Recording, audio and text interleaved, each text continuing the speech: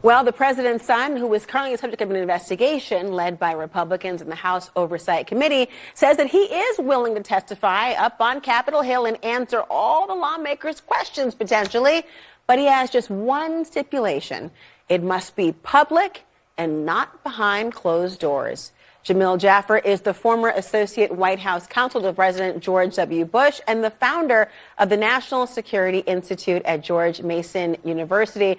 Jamil, that's quite a caveat. One may not be able to blame him because I'm sure he wants to have it out in the open so no one can sort of twist what he says and tell their own version in front of some podium. Yeah, I mean, look, this is a hard one because House Republicans are saying this is an investigation. We get a deposition. We get to hear what you have to say first.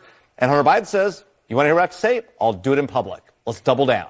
Well, they're saying they don't want this to happen, right? The House Republicans say, no, we want this behind closed doors, which might be counterintuitive to a lot of people. You say you want him to answer questions. Fine, here he is. What would be the reason they'd want to say, let's first have it behind closed doors, then you can talk openly? Right. I mean, that's what's on the table, right? This is like an investigation when you're like, I want to know what's going on. I want to know if there's something there, and then we'll have a trial, a hearing, whatever. And by the way, now I've got you on the record, so if you say anything different, I can impeach you with the deposition that I've got in front of me. Standard investigation, not typical for Congress other than in an investigative capacity. Hunter Biden making a smart political move and saying, hey, you want to hear from me? Let's do it in public. Let the American people judge. Now, Hunter Biden, given what we know about him, may not be the best witness for himself, kind of like Donald Trump. So maybe they should call him and just call his bluff and say, all right, let's do it and see how it goes. It really is a game of chicken in a way. But, you're right when you talk about this not being unlike what normally happens in maybe litigation. You've got a deposition, then a trial, or you've got a grand jury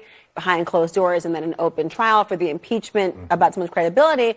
But do you really think that he's like a Donald Trump in that he'd be his own worst enemy? I mean, Trump can't be contained in many ways and wants to be the person to advocate. Hunter Biden knows perhaps he has a shorter leash. Maybe. I mean, maybe, but this is also a guy we've got on video doing all sorts of crazy things, using all sorts of drugs. I mean, he's clearly not, in a good place. And so, Republicans might say, hey, look, let's take our chances, bring him in front of the American public, ask him some hard questions, and see how this thing goes. It's a high-risk play, but maybe one they go for. A really high-risk play. I mean, he is somebody who has talked about his battle with addiction, but in no terms are we aware that he is currently somebody who is using. That's actually the part of the topic and the nature of the most recent charges about checking a box and being a gun owner. Right. So I wonder if that will actually be played. That might be why, though, he's so vocal in saying, I'm calling your bluff. You want to hear from me?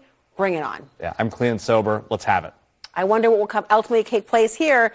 But, Washington, D.C., sometimes they just can't take yes for an answer. Sure. Jamil Jaffer, thank you so much.